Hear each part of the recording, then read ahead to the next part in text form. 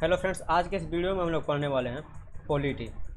इसमें पॉलिटी का चैप्टर 1 है जिसका नाम है भाग 1, संघ और राज्य, यूनियन एंड इट्स टेरिटरी। ठीक है।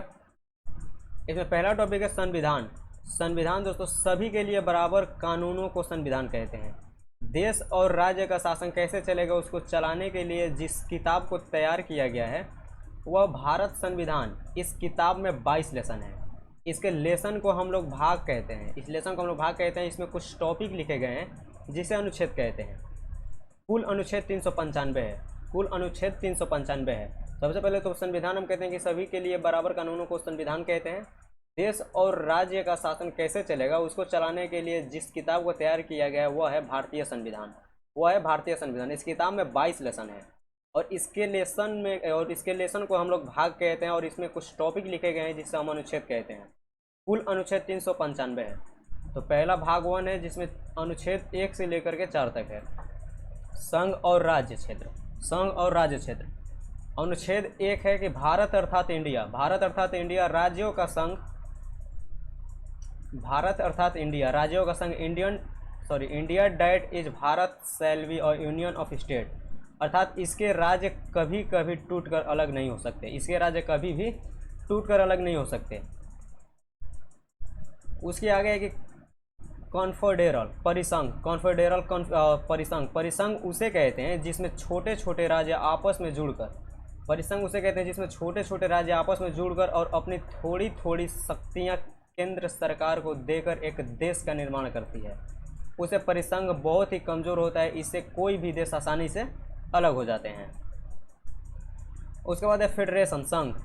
राज्य मिलकर एक देश का निर्माण करते हैं। राज्य मिलकर एक देश का निर्माण करते हैं और हर राज्य अपनी कुछ शक्तियां देश को दे देते हैं और देश को कहते हैं कि आप इन शक्तियों का प्रयोग करें। इसमें भी कोई भी राज्य अलग हो सकता है। यूनियन संघ। इसके राज्य कभी अलग नहीं हो सकते। अमेरिका एक फेडरेशन है और भारत एक यूनियन है। अनुच्छेद 2 है कि संसद को यह अधिकार है कि भारत के बाहर कोई देश है तो उसे भारत में मिला सकता है या किसी देश का कोई टुकड़ा जो भारत में मिलाना चाहता है उसे मिला सकते हैं।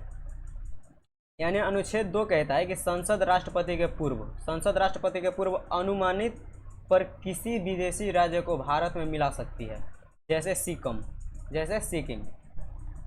सिक्किम। इसके लिए 35वां संशोधन 1974 में करके सिक्किम को सह राज्य बनाया गया था। इसके लिए संविधान में स्पेशल अनुच्छेद 2 क जोड़ा गया था, लेकिन फिर सिक्किम को 36वां संविधान संशोधन 16 मई 1975 के द्वारा भारत का 22वां राज्य बनाया गया। अनुच्छेद 3 है कि सांसद राष्ट्रपति के पूर्व अनुमति। अनुच्छेद 3 है कि संसद राष्ट्रपति के पूर्व अनुमति से भारत के किसी भी राज्य को बिना उसके अनुमति नाम सीमा क्षेत्र में परिवर्तन कर सकती है। जैसे एमपी छत्तीसगढ़ 1 नवंबर 2000। जैसे यूपी है उत्तराखंड 9 नवंबर 2000 ईस्वी। बिहार है झारखंड। बिहार से झारखंड अलग हुआ था 15 नवंबर 2000 ईस्वी को।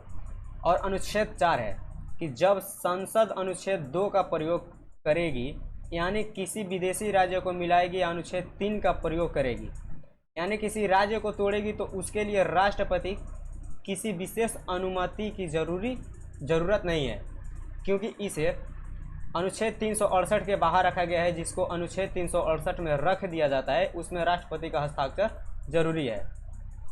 अखंड भारत। हमारा भारत अखंड भारत था। सबसे पहले 1893 में डुरंड लाइन खींच दी गई। अफगानिस्तान अलग हो गया। यह अखंड भारत का पहला टुकड़ा था। 1893 में डुरंड लाइन खींच दी गई और अफगानिस्तान अलग हो गया। यह अखंड भारत का पहला टुकड़ा था। अखंड भारत का दूसरा टुकड़ा 1935 में म्यांमार वर्मा अलग हो गया। अखंड भारत का दूसरा टुकड़ा 1935 में म्यांमार अलग हो गया जिसकी राजधानी वर्मा थी। अखंड भारत का तीसरा टुकड़ा पाकिस्तान 1947 ईस्वी में अलग हो गया। अखंड भारत का तीसरा टुकड़ा पाकिस्तान हुआ जो कि 1947 में अलग हो गया। पाकिस्तान का विभाजन मुस्लिम जनसंख्या पर हुआ था। एक और पूर्वी पाकिस्तान और एक और पश्चिमी पाकिस्तान हो गया।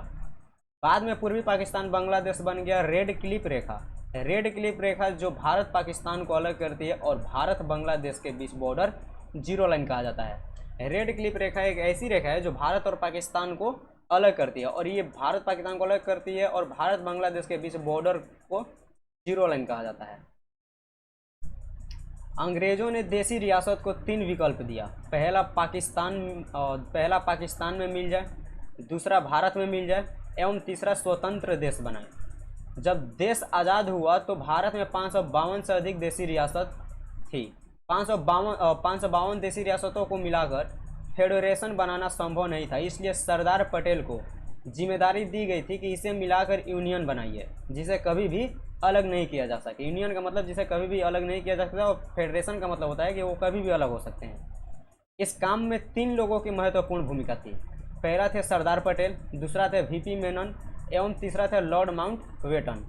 इन लोगों ने सभी राज्यों को भारत में विलय करा दिया, किंतु 3 राज्य भारत में विलय के लिए तैयार नहीं थे। पहला हैदराबाद दोस्तों, हैदराबाद के निजाम हैदराबाद को पाकिस्तान में मिलाना चाहते थे, किंतु सरदार पटेल ने पुलिस के वर्दी में सेना भेजा, जिसे ऑपरेशन पोलो कहा गया। इसी के तहत हैदराबाद को 17 सितंबर 1948 में भारत में मिलाया गया। और दूसरा था जूनागढ़ दोस्तों, गुजरात का एक रियासत था जो पाकिस्तान में जाना चाहता था, किंतु सरदार पटेल ने जनमत संग्रह सरकार उसे भारत में मिला दिया। जनमत संग्रह कराकर उसे भारत में मिला लिया। जम्मू कश्मीर यहाँ की जनता मुस्लिम थी, लेकिन राजा हिंदू हरि सिंह डोगरा शासक थे।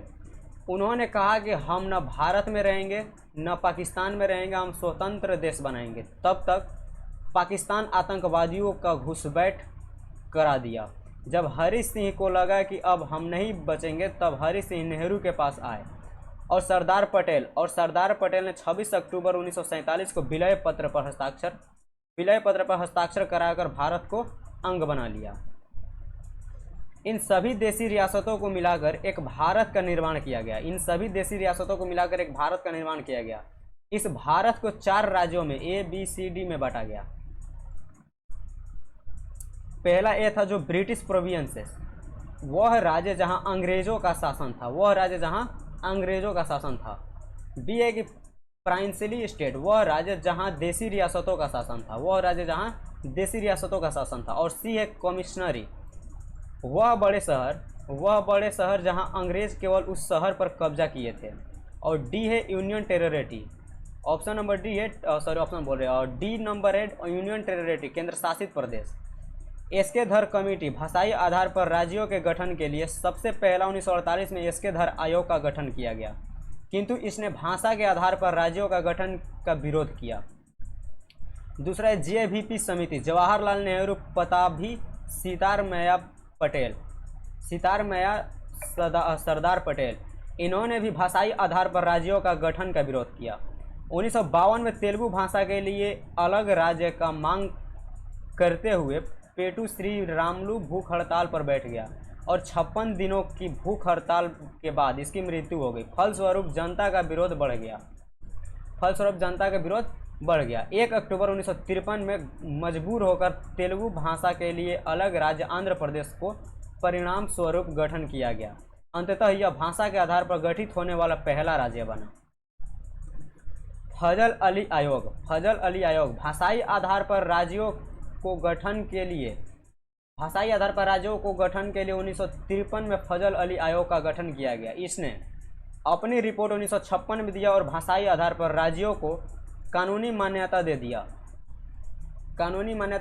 इस आयोग के फलस्वरूप 7वां संविधान संशोधन 1956 में पारित हुआ। इसके बाद ABCD को रद्द करके भाषाई आधार पर 14वां राज्य तथा 6 केंद्र शासित प्रदेश बनाए गए। अगला है PEPSU, मतलब कि Patil east Punjab state union. दोस्तों, पंजाब राज्य का पुनर्गठन सह आयोग के सिफारिश पर हुआ। PEPSU 4 भाग में टूट गया। पहला था हिमालय यानी कि हिमाचल प्रदेश, दूसरा था हिंदी हरियाणा, तीसरा था पंजाब, दूसरा था UT यानी चंडीगढ़। इस प्रकार भारत का एक विशाल साम्राज्य जो सिमट कर इतने में रह गया, जिसमें 28 राज्य तथा 7 केंद्र शासित प्रदेश बन गया। पहले केंद्र में 29 राज्य था, 7 केंद्र शासित प्रदेश थे, लेकिन जम्मू कश्मीर से राज्य का दर्जा छीन लिया गया। 28 बचे, पहले 7 केंद्र शासित प्रदेश थे, लेकिन जम्मू और लद्दाख को 2 केंद्र शासित प्रदेश में बना देने से इनकी संख्या 9 हो गई। लेकिन एक डिसीजन लिया गया कि दादर नागर हवेली और दमन दीव को अलग केंद्र शासित प्रदेश है, इन्हें एक कर दादर नागर हवेली कर दिया गया। अब वर्तमान में 28 राज्य और 8 केंद्र शासित प्रदेश हैं। तो अगले वीडियो में दोस्तों हम लोग पढ़ेंगे कुछ स्मरणीय तथ्य, और स्मरणीय तथ्य पढ़ने के बाद हम लोग करेंगे ऑब्जेक्टिव क्वेश्चन है, कुछ वस्तुनिष्ठ प्रश्न। तो इसको करने के बाद ये हमारा पहला जो चैप्टर है वो खत्म हो जाएगा, भाग 1 खत्म हो जाएगा, संघ और राज्य। तो हमारा वीडियो पसंद आए तो प्लीज़ हमारे चैनल को सब्सक्राइब करके जाइएगा, और हाँ, अगर आप भी कॉम्पिटिशन क्लास की तैयारी करते हैं तो हमारे चैनल से जुड़े रहिएगा।